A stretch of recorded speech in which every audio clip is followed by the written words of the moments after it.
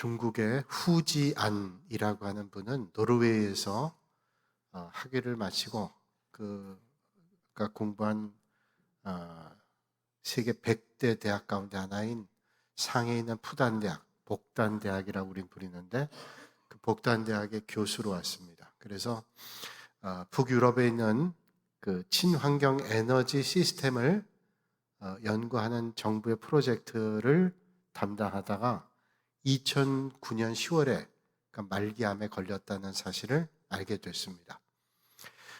그래서 그는 젊은 학자이기도 하지만 그 아이를 하나 가지고 있는 엄마이기도 했는데 그가 2011년 4월에 세상을 떠날 때까지 자신의 블로그에 글을 올린 것을 출간하게 됐습니다.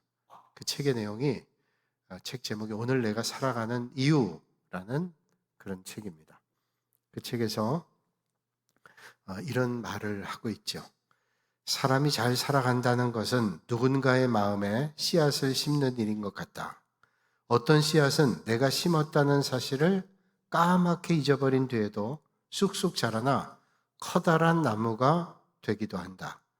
살다가 혼자 비를 맞는 쓸쓸한 시절을 맞이할 때 위에서 어떤 풍성한 나무가 가지와 잎들로 비를 막아주면 그제서야 알게 된다. 그리고 그때 내가 심었던 사소한 씨앗이 이렇게 넉넉한 나무가 돼서 나를 감싸주기도 한다. 오늘 우리는 살아가는 하루하루 날마다 씨앗을 심는 것과 똑같습니다. 그러므로 오늘 우리가 무엇을 심는가 하는 것은 참으로 중요합니다. 독실한 영국의 청교도들은 신앙의 자유를 찾기 위해서 102명이 메이플라워를 타고 신대륙을 향해 가죠. 그래서 척박한 땅이었던 미국 대륙에서 자기 집 짓기보다 먼저 예배당을 짓고 농사 짓고 처음 추수를 그 원주민들과 함께 하나님 앞에 감사함으로 예배를 드렸습니다. 모든 게 하나님의 은혜다. 그렇게 생각하며 믿음의 삶의 자리에서 날마다 믿음을 높이며 그렇게 살아갔습니다. 하나님께서 그 나라를 축복하셔서 이 세상의 어떤 나라보다도 부강한 나라, 또 믿음을 바탕으로 하고 있는 그런 나라를 세워주셨습니다. 부모가 영적으로 어떤 것을 뿌리느냐에 따라서 그 가정이, 그 자녀들이 어떤 믿음의 자리에 있는가 하는 영향을 받게 됩니다. 그래서 오늘 우리가 어떤 씨앗을 뿌리는가 하는 것은 참으로 중요합니다. 우리가 매일매일 아름다운 선한 씨앗을 뿌려 내일 오고 오는 세대가 아름다운 열매를 맺을 수 있기를 주님의 이름으로 축복합니다. 악한 씨를 뿌리면 저주와 고통의 열매를 맺지만 선한 씨, 복된 씨를 뿌리면 얼마 지나지 않아 선한 씨, 복된 열매를 맺게 됩니다. 악한 씨앗을 뿌려놓고 좋은 열매를 맺겠다는 것은 어리석은 일이고 아무것도 심지 않고 열매를 거두겠다고 하는 것은 바보 같은 생각입니다. 뿌린 대로 거두기 마련이지요. 제가 가평에서 목회할 때 한 가정이 신방 갔는데 집사님이 밭에서 일하고 있는 거예요. 그래서 찾아가서 뭘 하시나 그랬더니 고구마를 캐고 있대요. 근데 보니까 잡초가 가득합니다. 고구마가 있게 생기질 않았어요. 그런데 그 집사님이 잡초를 걷어내고 흙을 파니까 고구마 줄기가 따라오는데 고구마가 나오더라고요. 그래서 제가 생각했습니다. 심으면 나오게 되어 있구나. 고구마를 심으면 고구마가 나오고 감자를 심으면 감자를 나옵니다. 오늘 주님 말씀하죠. 스스로 속이지 말라. 하나님은 업신여김을 받지 아니하시나니 사람이 무엇으로 심든지 그대로 거두리라. 하나님은 우리가 심는 대로 거둔다고 말씀하고 있습니다. 농부만 파종하는 게 아니라 이 땅에 있는 모든 사람들은 씨를 뿌리며 사는 겁니다. 우리가 생각의 씨를 뿌리기도 하고 말의 씨를 뿌리기도 하고 행동의 씨를 뿌리기도 합니다. 어떤 씨앗을 뿌리느냐에 따라 열매를 거두게 됩니다. 그러므로 오늘 우리는 좋은 씨앗을 심고 거두는 그런 삶을 살아야 되죠. 톨스토이의 소설 가운데 이런 이야기가 나옵니다. 한 거지가 농부의 집에 찾아가서 먹을 것을 구걸합니다. 욕심 많은 농부의 하나가 그 집에는 오이도 있고 가지도 있고 토마토도 있고 많은 열매들이 있는데 그 거지에게 그런 것들 가운데 일부를 주지 않고 다 썩어가는 마늘의 줄기를 주는 거예요. 근데 거진 먹을 게 없으니까 그나마 그것도 먹어야 되겠다 해서 마늘 줄기, 썩어가는 마늘 줄기를 먹었어요. 그렇게 세월이 지나서 욕심 많은 농부의 아내가 죽게 됐습니다. 농부의 아내가 죽자 천사에게 부탁합니다. 제발 내가 좋은 천국 가게 해달라고. 그러자 천사가 줄기 하나를 내보내죠. 마늘 썩은 줄기를 내려보냅니다. 그걸 타고 올라와라. 올라갈 수 있나요? 올라가다 떨어져 지옥 갔어요. 뭘 심었느냐가 열매를 맺게 한다는 거죠. 의를 심으면 의의 열매를 거두고 친절을 심으면 친절의 열매를 거두게 됩니다. 주님 말씀하시기를 사람은 무엇을 심든지 그대로 거둔다고 말씀하고 있습니다. 악을 심으면 악을 거두죠. 악을 심었는데 선한 걸 거둔다? 그럴 수가 없다고 말씀을 하죠. 언젠가 책을 보니까 이런 글이 나오더라고요. 어떤 청년이 농사를 짓는데 이웃집 아저씨도 농사를 져요. 농사를 짓다가 뭐 때문인지 싸움이 일어났습니다. 화가 난 젊은이가 그날 밤에 이웃집 아저씨 밭에다가 잡초씨를 가득 뿌려놓습니다. 골탕 한번 먹어라. 그러고 얼마 지나지 않으니까 정말로 그 잡초는 얼마나 번성하게 나는지 온 밭에 잡초가 가득합니다. 그러니까 이웃집 아저씨가 그 잡초를 뽑아내느라고 온 날을 보내요. 참 고생 많이 했습니다. 그걸 보면서 이 젊은이는 골탕 먹인 거에 대해서 고소해하면서 한번 애를 좀 먹어봐라. 그런 마음을 가졌다 그래요. 세월이 흘러서 어찌어찌 하다가 이 이웃집 청년이 그 이웃집 아저씨의 딸과 사랑에 빠지게 됐습니다. 그래서 결혼하게 됐어요. 결혼하니까 장인이 된 아저씨가 장인이잖아요. 그 아저씨가 사위에게 그 밭을 줬답니다. 그 다음부터는 잡초를 누가 뽑아야 돼요? 그 사위가 뽑아야 돼요. 악을 심었더니 악의 열매를 맺게 되는 거예요. 영적인 면에도 마찬가지입니다. 육신을 심는 사람, 육체를 심는 사람은 육체의 열매를 맺어요. 썩는 육체의 열매를. 그러나 영원한 생명을 뿌리는 사람은 영혼의 생명의 열매를 거둔다고 성경은 말하죠. 그러므로 뭘 심느냐는 참 중요합니다. 사랑하는 여러분, 부디 영적인 밭에다가 하나님께서 기뻐하시는 영적인 씨를 많이 심어서 영육 간의 풍성한 열매를 맺으실 수 있길 바랍니다. 오늘 주님 말씀합니다. 선을 행하되 낙심하지 말지니 포기하지 아니하면 때가 이름에 거두리라. 오늘 주님은 갈라디아 교인들에게 낙심하지 말라고 말씀합니다. 선을 행하다가 실망하거나 그것 때문에 좌절하지 말라고 말씀합니다. 왜 주님은 갈라디아 교인들에게 그리고 오늘 우리에게 그런 말씀할까요? 낙심하지 말라. 왜냐하면 선을 행하다가 낙심할 경우가 있습니다. 좋은 일 하는데도 낙심될 때가 있습니다. 열심을 잃어버리고 사기를 잃고 포기하고 싶은 충동을 받을 때가 있어요. 좋은 일 할 때도 그런 일을 만날 때 있습니다. 사실 우리가 씨를 뿌릴 때 그 씨가 당장 열매 맺지 않습니다. 만약에 뿌린 씨가 당장 열매 맺으면 그 열매 맺는 기쁨에 힘들어도 씨를 뿌릴 거예요. 근데 씨를 뿌리면 그 열매 맺기 위해서는 기다리는 인내의 시간이 필요합니다. 그래서 우리가 씨를 뿌리고는 좋은 씨를 뿌리고는 그 열매를 기다리는 인내가 필요하죠. 야고보서 5장 7절로 8절에 주님 말씀합니다. 그러므로 형제들아 주의 강림하시기까지 길이 참으라. 보라 농부가 땅에서 나는 귀한 열매를 바라고 길이 참아 이른 비와 늦은 비를 기다리나니 너희도 길이 참고 마음을 굳게 하라. 자, 오늘 우리에게도 길이 참으라고 주님 말씀합니다. 농부가 씨를 뿌리고 열매 맺기를 기다리는 것처럼 우리에게 기다리라고 말씀을 해요. 어떤 할아버지가 묘목을 심고 있어요. 길 가던 사람이 뭘 하세요? 묘목 심고 있다. 그랬더니 그걸 가만 보더니 그 묘목이 잘 자라서 열매를 맺으려면 얼마나 걸릴까요? 그랬더니 할아버지가 말씀하시기를 한 70년쯤? 그걸 보고 있던 사람이 놀라는 거예요. 아니 70년, 그럼 70년 뒤에 열매는 할아버지가 그때까지 살아계시지 않을 것 같은데 열매 못 보시겠는데요? 그랬더니 할아버지가 씩 웃으면서 당연하지. 열매를 보려고 나무 심는 거 아니다. 내가 태어났을 때 그리고 어릴 때 자랄 때 우리 집 앞마당에 얼마나 많은 과수원이 있었는지 그 열매를 내가 다 먹었는데 그 나무를 할아버지가 심으셨어. 나도 그 일 하는 거야. 내가 먹으려고 하는 게 아니라 오고 오는 세대가 이 열매를 맛보겠지. 그게 바로 열매를 기다리는 씨 뿌리는 사람의 마음이라는 거예요. 데살로니가후서 3장 13절에 주님 말씀합니다. 형제들아, 너희는 선을 행하다가 낙심하지 말라. 선을 행하다 낙심하지 말래. 그러면 선한 일은 뭘까요? 선한 일은 좋은 일, 착한 일. 우리가 일반적으로 얘기할 때 선한 일은 좋은 일, 착한 일을 선한 일이라 그래요. 오늘 문맥에 의하면 여기 선한 일은 성령의 열매 맺는 거예요. 그러니까 성령으로 심는 일입니다. 그러니까 성령으로 심는 일 하다가 낙심하지 말래요. 성령으로 심는 일이 뭘까요? 복음 전하는 일, 전도하는 일이죠.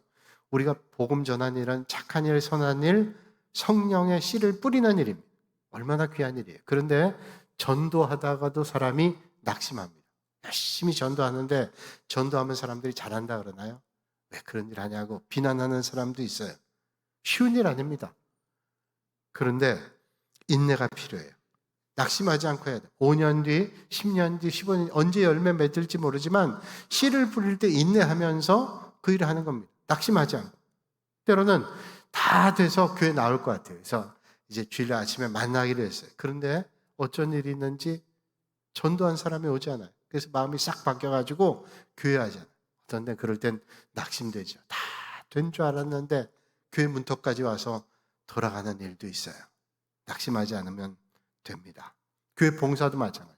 우리 찬양대로 봉사하죠. 교사로 봉사합니다. 구역의 권찰로 봉사합니다. 또 주차 예배 봉사위원으로 봉사합니다. 선한 일이 착한 일입니다. 그런데 그게 절대로 쉽지 않습니다. 그런 일 하다가 낙심할 때도 있어요. 여러분 교회에서 주차 안내하잖아요. 주차 안내하는 일, 그 예배 드리고 자기도 다 섬기면서 하는 일인데 주차하면 어떤 분들이 왜 이렇게 번거롭게 하냐고 그런 사람도 있어요. 또 예배위원이 뭐 월급 받고 하는 일이 아니잖아요. 안내하는데 안쪽부터 예배 드리기 위해서 앉으라고 뒤에 오는 분들이 좀 바깥쪽에 앉을 수 있으니 그러면 왜 날 손가시게 하냐고 그런 분들도 있어요. 자, 그러면 야, 내가 뭐 교회 가서 뭐 상을 받나 월급을 받나 그리고 포기하면 안 된다는 거예요. 낙심하지 말아야 된다는 거예요. 오늘 주님 말씀하시기를 선을 행하되 낙심하지 말라. 다른 말로 얘기하면 피곤해하지 말라, 맥 빠지지 말라 이렇게 말씀하는 거예요. 사실 선한 일 하다가 환난 당할 때도 있습니다. 건강 나빠질 때도 있고요. 우한을 만날 때도 있고 눈물의 골짜기를 지날 때도 있고 사업에 실패할 때도 있어요. 여러분 하나님의 선한 일을 하는 사람도 선한 일을 하는데 그런 일상적인 일을 만날 때도 있습니다. 예수님께서 그래서 제자들에게 말씀하죠. 너희가 세상에서 환난을 당하나 그러나 담대하라. 내가 세상을 이겨노라. 주님 말씀해요. 너희가 세상에서 환난을 만난대요. 그런데 뭐예요? 그러나 담대하라 그러죠. 왜? 내가 세상을 이겼기 때문에 너희도 세상을 이길 수 있다는 거예요. 여러분 믿음이라고 하는 것은 항상 그러나가 중요합니다. 주님 우리에게 미리 알려주신 거예요. 믿음의 길 갔다가 때로는 환난 만날 때도 있고 어려움 만날 때도 있으나 그러나 담대해라. 왜? 내가 이겼기 때문에 너희도 이길 수 있다 라고 말씀해 주는 거죠. 또 어떤 때는 악한 일을 하는 사람이 잘 되는 걸 볼 때도 있어요. 이럴 때 낙심돼요. 착하고 선한 사람이 하다가 상 받으면 부럽긴 해도 그 당연하다고 생각해요. 그런데 악한 사람이 잘 되는 것 같아요. 그럴 때 우리 보잖아요. 시편 73편에 시인은 그래서 이렇게 고백하고 있습니다.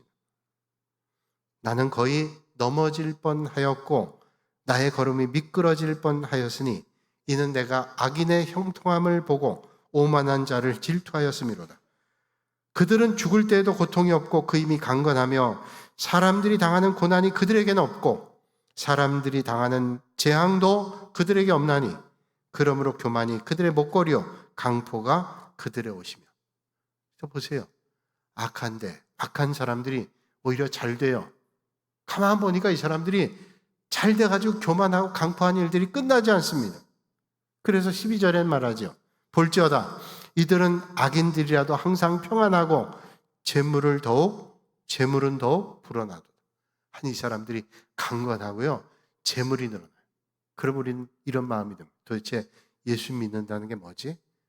내가 힘든 중에도 섬기고 하나님의 나라를 위해서 애써 하는 의미가 도대체 뭐지?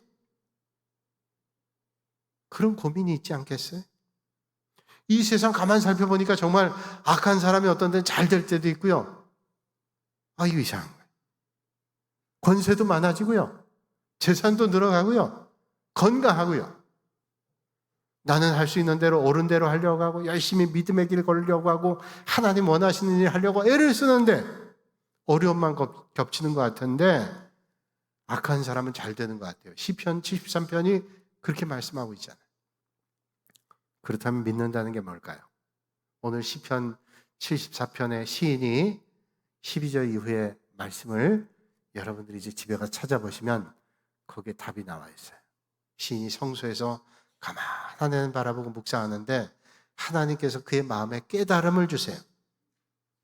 악한 사람이 이렇게 잘 되고 성한 것 같지만 아침에 풀이 자라다가 갑자기 다 잘리워지는 것처럼 이런 사람이 결국 하나님의 심판이 임한다고 말씀해요. 그런 주님의 음성을 들으니까 깨달음이 오는 거예요. 그렇구나. 나는 거기까지만 보고 악한 사람이 잘 되는데 이거 왜 그럴까? 믿는다는 게 뭘까 고민했는데 주님이 다음 말씀하는 거예요. 풀이 번성한 것 같아도 하루아침에 잘려지는 것처럼 그렇게 된다. 그러니 부러워하지 말라고 말씀하죠. 여러분, 우리 때때로 그럴 때 있어요. 이 세상에 단편적으로 볼 때 악한 사람이 잘 되고 선한 사람은 어려움 만날 때 있는 것 같아요. 그러면서 내가 열심히 씨를 뿌리면 뭐 하나? 이렇게 살아야 무슨 소용이 있나? 라고 생각하면서 낙심하고 맥이 풀릴 때 있다는 거예요. 그렇다면 여러분, 요셉을 한번 보세요. 요셉은 하나님 주신 꿈을 꿨잖아요. 그런데 당장 그가 만난 일은 애굽의 상인에 팔려가요. 형들의 미움받고 종살이합니다. 그러나 종살이에도 하나님을 의지하고 열심을 다해 성실했어요. 그런데 그 집에 아내가 유혹하잖아요. 하나님 앞에 죄지을 수 없습니다. 그런 믿음을 가지고 성실하게 하고 그 유혹을 뿌리쳤어요. 그랬더니 누명을 써가지고 감옥으로 끌려갑니다. 왜 감옥으로 끌려가요? 적당히 했으면 감옥 안 갔을지 모르겠어요. 그런데 하나님 앞에 난 죄를 짓지 않겠다. 그런 강직한 마음으로 믿음의 길 섰는데 때로는 세상에 그런 고난 당할 때도 있어요. 그런데 그게 끝이 아니라고 말하죠. 그러나 요셉은 거기도 낙심하지 않고 하나님을 보고 의지했어요. 하나님께서 그 요셉을 높이 들어 쓰시고 그만 복된 삶이 아니라 그 가문과 자손이 하나님의 은혜를 만나게 되죠. 여러분, 그러므로 우리가 때로는 어려움 만나고 그래서 의심이 생긴다 할지라도 절대로 낙심하지 않고 하나님을 바라보실 수 있기를 주님의 이름으로 축복합니다. 또 선을 행하다가 누가 알아주지 않을 때 낙심될 때 있어요. 열심히 선한 일 하는데요, 알아주질 않아요. 칭찬은 고사하고요, 비난하는 사람이 늘어나요. 그럴 때 낙심이 돼요. 조금만 알아주고 참 열심히 한다, 고맙다. 그러면 우리가 힘을 얻어요.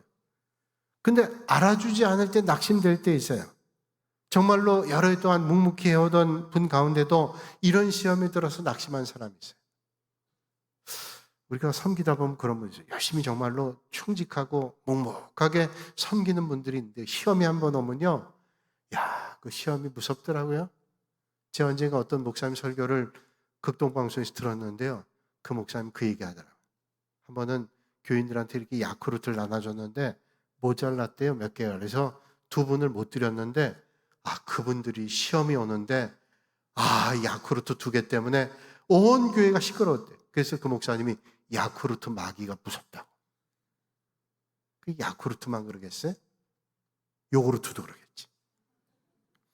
여러분, 이게 아무것도 아닌 것 같잖아요. 시험이 오려면요, 사람이 얼마나 흔들리는지 몰라요. 교회에서 일꾼을 세운다는 건 참 귀한 일이에요. 근데 일꾼 세운다는 건 다 세울 수 없으니까 중직자를 뽑잖아요. 뽑으면 우리가 기도하는 가운데 세우죠. 어떤 분 됐다가 또 어떤 분 또 안 될 때도 있잖아요. 또 몇 년 뒤에 또 세워질 때도 있고. 그런데 시험이 올 때는요, 이런 마음들, 왜 나를 안 뽑아? 내가 얼마나 섬기는데 시험이 옵니다. 그때 생각해. 야, 이건 속마음이 안 뽑히길 잘했구나. 저런 마음 가지고 섬기면 어떻게 해요? 여러분, 그런 일이 있을 때 한번 좀 생각해 보세요. 그런 시험의 마음이 내 안에 들어올 때 한번 깊이 생각해 보세요. 내가 사람들의 칭찬과 어떤 말 가지고 선행한다면 내가 그 섬기는 선행이 무슨 의미가 있어요? 남이 칭찬하는 말 듣고 그 말에 격려받아서 우리가 선한 씨를 뿌린다면 그게 하나님 앞에 어떤 의미가 있어요? 그래서 주님 말씀하죠. 네가 받을 상 다 받았다. 안 받고 할 수 있다면 그게 복된 일이에요. 제가 언젠가 그런 말씀 드렸는데 제 가평에서 목회할 때 반찬값을 아껴가지고 이제 시골교회 목회자에게 도서비 주시는 어떤 권사님 계셨어요. 난 그분이 부자인 줄 알았어요. 그래서 매달 그렇게 끊임없이 보내주시니까 여유가 있는 분인 줄 알았는데 나중에 어떻게 참 하나님께서 그분이 섬기던 교회 제가 교육자로 가게 됐고 신방도 하게 됐는데 그분이 부자가 아니었어요.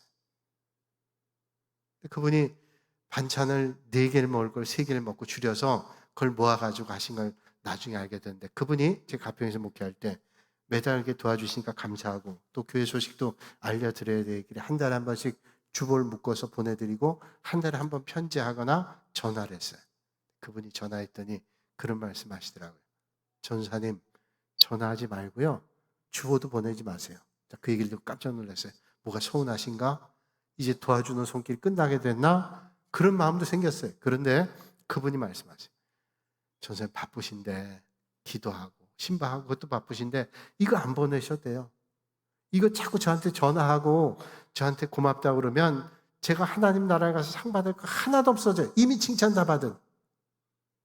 그거 우리는 알고 있는 얘기예요. 근데 우리는 칭찬 못 받으면요 서운해요. 날 몰라줘. 목사님도 몰라주고 장로님도 몰라주고. 여러분 그럴 때 한번 생각해 보세요. 내가 사람의 눈 때문에 섬긴다면 얼마나 얄팍해요. 힘들어도 하나님 바라보시고 섬기는 여러분들이 되시기를 주님의 이름으로 축원합니다.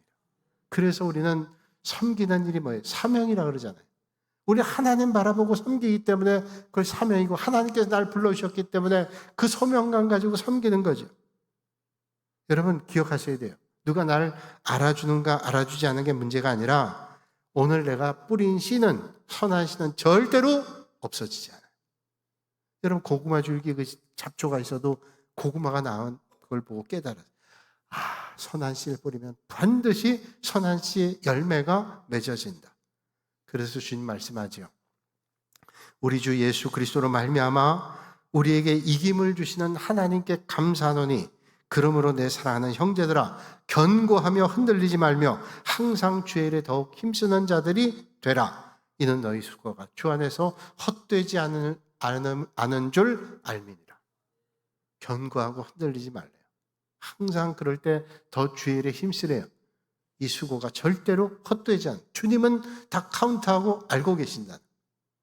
여러분 그러면 우리 믿는 사람들의 그 믿음이 맞잖아요. 우리가 하나님 바라보고 믿음의 길 가야 되는데 자꾸 시험이 들어와요. 왜 날 몰라줘? 악한 사람이 잘 되는 것 같아? 여러분 뿐만 아니라 선을 행하는데 그 정도뿐 아니라 오해가 오고 또 사람들이 비난하고 그리고 핍박하고 괴롭힐 때 낙심이 오죠. 그럴 거예요. 난 선한 일 한다고 애를 써요. 잠을 주러 가면서 주님 몸된 교회 일을 하고 하나님 나라 일을 위해서 열심히 해요. 근데 돌아오는 게 뭐예요? 가만 들으면 비난하는 말, 핍박하는 말, 오해하는 말, 정말로 속상한 말을 할 때가 있어요. 그때 여러분 모세를 한번 떠올려 보세요. 모세가 이스라엘 백성들을 이끌고 가나안 땅 들어갈 때 자기가 하겠다 그랬어요. 갑자기 하나님께서 이스라엘 백성들을 이끌고 가나안 땅 들어가라. 아유 하나님 난 절대로 못해요. 난 말할 줄도 모르는데 애굽 왕 바로 앞에 갔다가 내가 무슨 봉변 당하겠어요. 아니 네 능력 가지 말고 하나님께서 함께 하시겠다고 아론을 붙여주잖아요. 그래서 떠밀려서 이스라엘 백성들을 이끌고 가나안 땅 갑니다. 하나님이 인도하셔서 구름기둥 불기둥으로 인도하시고 만나 메추라기 먹이시고 얼마나 놀랍게 인도했어요. 그런데 원망하기 시작해요. 하나님 원망하고 모세를 원망합니다. 우리가 애굽에 있을 땐 굶지 않았는데 우리는 맨날 지겹다 힘들다. 그래서 고라 다단 아비람 같은 사람은 반대하고 괴롭게 하잖아요. 불뱀에 담물려 죽게 되잖아요. 심지어는 그의 형제였던 아론과 미리암까지 너만 하나님의 종이냐? 우리도 하나님의 종이다. 그리고 비난해요. 여러분 그때 어떻게 했어요? 그래도 모세는 낙심하지 않고 하나님 앞에 나 엎드리지요. 그리고 하나님의 인도함을 받습니다. 사랑하는 여러분, 주님의 일 하면서 힘들고 어려울 때 주님 성산에 올라 하나님 앞에 엎드리시는 여러분들이 되시기를 주님의 이름으로 축복합니다. 우리는 세상의 힘으로 아니라 하나님이 주시는 힘으로 사는 거예요. 그러니까 하나님 앞에 날마다 엎드려야 돼요. 주님을 보세요. 이 땅에서 하나님 나라에 대해서 말씀하시고 복음 전할 때 얼마나 많은 비난과 오해와 핍박이 있었습니다. 그래서 주님은 말씀하시죠. 나로 말미암아 너희를 욕하고 박해하고 거짓으로 너희를 거슬러 모든 악한 말 할 때 너희에게 복이 있나니. 세상에 이런 복이 어디 있어요? 우리를 욕하고 박해하고 거짓으로 거슬러 악한 말 할 때 우리에게 복이 있다고 주님 말씀합니다. 그러면서 기뻐하라, 즐거워하라. 하늘에서 너희 상이 큼이라. 너희 전에 있던 선자들도 이같이 박해했느니라. 그게 오히려 기쁘고 복되되. 왜? 하나님 나라의 상이 크니까. 여러분, 오늘 힘겨워도 믿음의 선한 씨를 뿌릴 때 하나님께서 여러분들에게 참으로 이 세상이 줄 수 없는 진정한 기쁨과 평안의 열매들을 여러분들에게 허락해 주실 줄로 믿으시길 바랍니다. 그렇다면 어떻게 해야 될까요? 아니 그러면 예수 믿는 게 힘든데, 아니 이렇게 오해받고 비난받고 예수 믿을 게 뭐 있어? 그런데 여러분, 주님께서 그것으로 끝내지 않아요. 낙심하지 않고 때를 기다리면 하나님께서 선한 열매를 맺게 해주시겠다는 거예요. 반드시 때가 있다는 거예요. 오늘 우리는 멀리 보이고 없는 것처럼 보이고 단편적으로 볼 때는 없는 것 같이 생각돼도 주님께서 뭐예요? 낙심하지 않고 피곤해하지 않으면 때가 되면 열매를 맺게 한다고 주님께서 말씀하고 있어요. 그러니까 여러분, 오늘도 사명을 붙잡고 낙심하거나 포기하지 않고 주님을 바라보실 수 있길 바랍니다. 1908년에 독일의 한 베를린의 한 호텔의 옥상에서 20이 막 넘은, 20살이 막 넘은 한 젊은이가 뛰어내려야 되겠다. 그리고 아래를 보고 있는 거예요. 이제 발만 한 발 내디디면 떨어지는 거예요. 이 젊은이가 그러다가 뛰려고 생각하는데 얼마나 힘든 삶을 살았냐면 채무도 많고 여러 가지 어려운 공경에 빠져서 도저히 살 힘이 없는 거예요. 그러니까 딱 내가 뛰어내리면 깨끗하게 끝나지. 그렇게 생각하고 뛰려고 하는데 뛰려는 순간 참 이상하죠. 이런 마음이 드는 거예요. 저 떨어질 때 떨어져서 마지막 바닥에 탁 닿을 때 얼마나 고통스러울까. 그 마음이 들어오니까요. 못 뛰겠더래요. 그래서 뛰지를 못하면 어떻게 할까. 그래서 다시 호텔방으로 가서 내가 목을 메고 죽자. 그리고 의자에 올라가서 목을 메고 의자를 툭 쳤어요. 몸이 매달린 순간 바닥으로 뚝 떨어졌어요. 왜냐하면 자기 목을 맸던 벨트가 너무 낡아서 가죽끈이 끊어진 거예요. 그래서 뚝 떨어지면서 머리가 바닥에 닿으면서 정신이 잃었어요. 한참 얼마나 있었을까? 정신 들어서 깨는 순간 어떤 마음이 드냐면 죽으려고 시도했던 이 사람이 감사하다는 마음이 들더래요. 내가 왜 안 죽었을까? 그리고 감사하는 마음이 들더래요. 아마 내가 살아야 될 이유가 있나? 하나님께서 내가 살아야 될 이유가 있다고 생각하시나? 그럼 살아야지 하는 마음이 들더래요. 그럼 내가 어떻게 살까? 지금 상황은 도저히 살 수 없는 상황인데 하나님을 보니까 힘이 생기는 거예요. 그래서 내가 할 수 있을 게 뭘까? 하다 보니까 음악 재능이 있어요. 또 오래전부터 피아노를 쳤어요. 그걸 가지고 해야 되겠다. 피아노를 쳐요. 이 사람이 아주 대단한 연주자가 되죠. 쇼팽 연주의 최고가 됩니다. 바로 루빈슈타인이라는 사람. 유명한 지휘자죠. 이 사람은 죽음의 위협, 이젠 도저히 삶에 희망이 없다고 하는 그 자리에서 하나님의 은혜를 만나게 됐어요. 살다 보면 다 끝나고 더 이상 방법이 없다고 생각될 때 있죠. 여러분 그때 눈을 들어 주님 보시면 하나님께서 은혜 베풀어 주실 거예요. 안 된다고 절망이라고 섣부르게 낙심하지 말고 반드시 이루어질 때가 있다. 낙심하지 않으면 하나님께서 때가 이르면 열매를 거두게 하신다고 말씀하고 있습니다. 우리는 내가 생각하는 때 이루어져야 된다고 그렇게 고집할 때 있어요. 그러나 하나님은 하나님의 때를 준비하고 계십니다. 오늘 주님 말씀하죠. 우리가 선을 행하되 낙심하지 말지니 포기하지 아니하면 때가 이름에 거두리라 말씀하시네요. 미얀마에 복음 전했던 아도니람 저드슨이라는 선교사님이십니다. 수년 동안 복음 전해도 복음이 잘 전파 안 되고요. 선교지에서 여러 가지 어려움 만났어요. 부인도 풍토병으로 죽고 자기도 힘들고 이젠 더 이상 선교할 수 열매가 있어야 선교의 기분도 있죠. 못하겠어요. 그리고 그냥 아주 힘없이 앉아서 들을 바라보는데 하나님께서 그의 눈을 열어서 그 앞에 있는 사과나무를 보게 하시는 거예요. 하나님께서 마음속에 이렇게 말씀하시더래요. 저드스나 저 나무를 보느냐? 뿌리가 땅에 박혀있는 간 언젠가는 저 사과나무의 열매를 맺을 거예요. 저 나무가 땅 위에 뿌리를 내리고 있는 한 언젠가는 열매를 맺게 될 거야. 절대로 포기하지 말라. 그렇습니다. 심으면 거두게 됩니다. 우리가 씨를 심을 때 봄에 씨를 뿌릴 때 여름에 열매를 맺을 수도 있고 가을에 열매를 맺을 수도 있습니다. 아니면 수년 뒤에 열매를 맺게 될지도 모르겠어요. 이 땅에 심어서 천국에서 열매를 맺거나 어떤 데는 부모가 심어서 자식이 거두기도 할 것입니다. 또 우리가 복받을 씨를 심어서 어떤 때는 가정이 거두고 어떤 때는 나라가 거두고 어떤 때는 교회가 열매를 거두게 될 때도 있습니다. 그러나 추수의 법칙은 절대로 씨를 뿌리면 거두게 된다는 거예요. 그렇다면 여러분 오늘 어떤 씨를 뿌리시겠나요? 아름다운 씨, 복된 씨, 선한 씨, 좋은 씨 많이 뿌리실 수 있기를 주님의 이름으로 축복합니다. 오늘 주님 말씀하죠. 우리가 선을 행하되 낙심하지 말지니 포기하지 아니하면 때가 이름에 거두리라. 그러므로 우리는 기회가 있는 대로 모든 이에게 착한 일 하되 더욱 믿음의 가정에게 할지니라. 사랑하는 여러분, 오늘 어버이 주일입니다.